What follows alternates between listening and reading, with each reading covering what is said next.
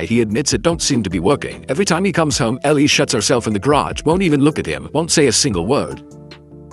Whenever they pass each other on the street, she greets him with the coldness of someone staring at a total stranger. Even her best friend had the nerve to ask what went down between the two of them. On the flip side, he mentions that Dina still treats him with warmth and real respect, like she sees him as a true father figure, almost like she was actually his own kid. That comparison, though Joel says it without bitterness, hints at the quiet sadness he's been carrying around deep inside.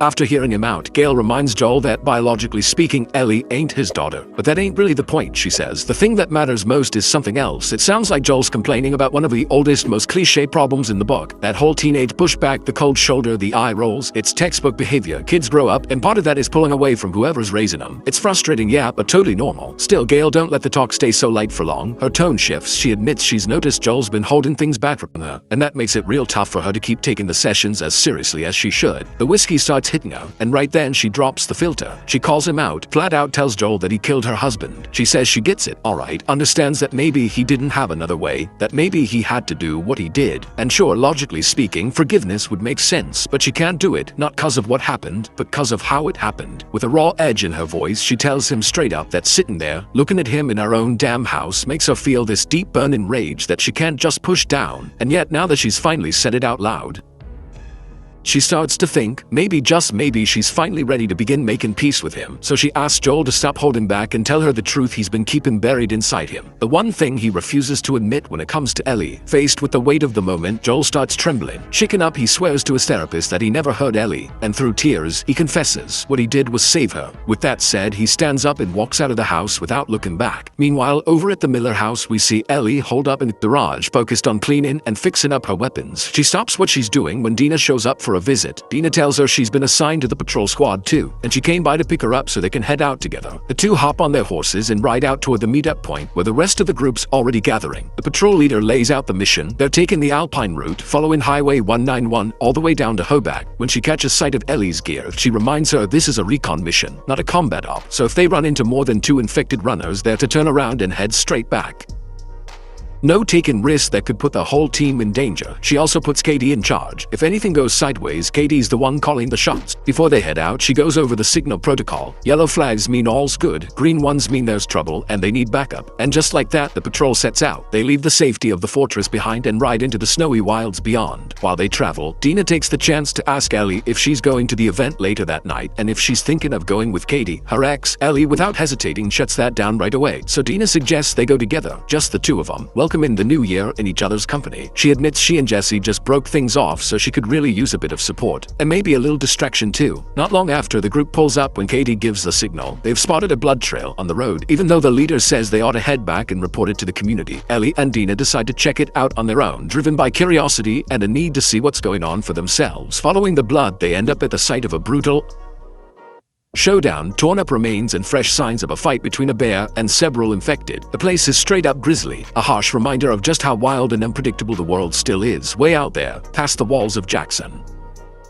As they take a closer look at the scene, they realize the infected were hiding inside the truck. Looks like one of them came back to the vehicle to rest after getting its fill off the bear. Not long after, the rest of the patrol shows up. Even though the order is given to head back right away, Ellie and Dina decide to ignore it and go after the infected that might still be alive. Once they make their way inside the building, Ellie clearly hears the infected screaming, and she suggests they go in and take care of it. Quick, but Dina spots something that throws off the plan. It ain't just one infected, it's two. For a second, she hesitates, but Ellie, not backing down, asks if she's gonna let the guys take care of the heavy lifting. That's all it takes to push Dina into action, and she decides to move forward. Inside the building, they creep through the halls, trying not to make a sound. When Ellie spots the first infected across the room, they signal each other to come up with a plan. They split up to take him out from different angles. Ellie grabs an empty bottle to get the attention of the second infected. When it gets close enough, she jumps on it, stabbing it repeatedly until she's sure it ain't a threat anymore. A few moments later, Dina joins her after taking care of her target too. Everything seems under control, but the calm gets shattered when Ellie takes a few steps and the floor gives way under her feet, sending her crashing down to the lower level. Lucky for her, she ain't hurt too bad. She checks her surroundings and sees there ain't any other infected nearby. But then she finds the only way out is blocked by a locked door, and the hole in the ceiling is too high to climb back up. Dina, worried about her, tells her she's gonna look for a ladder to help her get out, but warns her to stay put and not wander off so they don't run into any more problems. Even though Dina told her to stay put, Ellie decides to explore the area.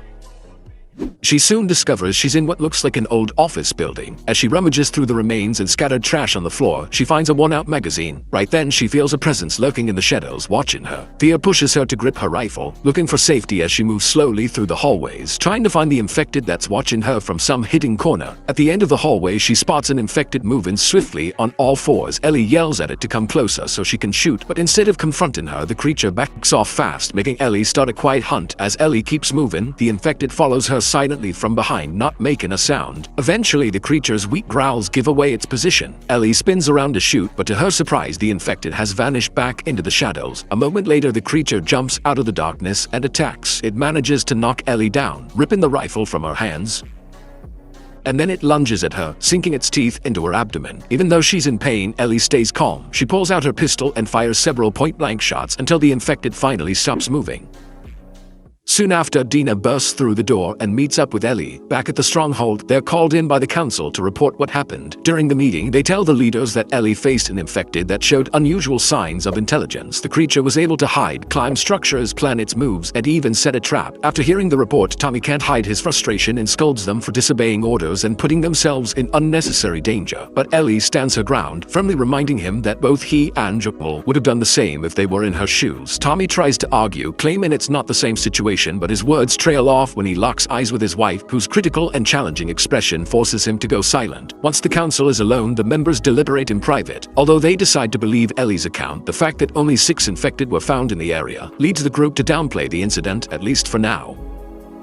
They consider it more sensible to focus on the upcoming New Year's celebration, trusting that everything will stay under control. Meanwhile, we see Ellie in her room carefully disinfecting the bite she got. Then she goes ahead and stitches the wound herself, skillfully trying to disguise it, making it look like an injury from a weapon. Later, when Joel gets home, he asks her if she's planning to go to the party. He even suggests she should, saying it'd do her good to get a little distraction. Ellie, not entirely convinced, responds with doubt. Then Joel notices a guitar in the room. He sees the poor condition of the instrument and offers to fix it, promising to get it back to her the next day. By the end of the day, we see Ellie at the party, where the whole town's gathered to celebrate with food, music, and dancing. From a corner, she watches Dina, who seems to have reconciled with her ex, as they both dance happily in the middle of the floor, looking like a cheerful couple. However, as soon as Dina notices Ellie, she stops dancing and makes her way over. Without a word, she invites Ellie to join her on the dance floor, and as they dance, she takes the opportunity to subtly caress her body, closing any distance between them. Ellie, feeling a bit uncomfortable, warns her that all the guys from the TLOU, the local watch group, are watching them. But Dina just smiles carelessly and reassures her, saying they're all just jealous of her. Ellie admits she doesn't get why, as she doesn't think she's a threat to anyone. In response, Dina decides to let words go, and without hesitation, leans in to kiss her. Ellie, surprised but moved, kisses her back with even more passion, filled with emotion and repressed desire. The intimacy of the moment is suddenly interrupted when someone from the crowd steps up and sternly reminds them they're in a church, at a family event. Demanding respect for the place, Dina agrees to leave, but just as they're about to head out, the guy throws an insult their way, attacking their preferences in an offensive manner. The aggression sparks Ellie's fury, and she's about to confront him.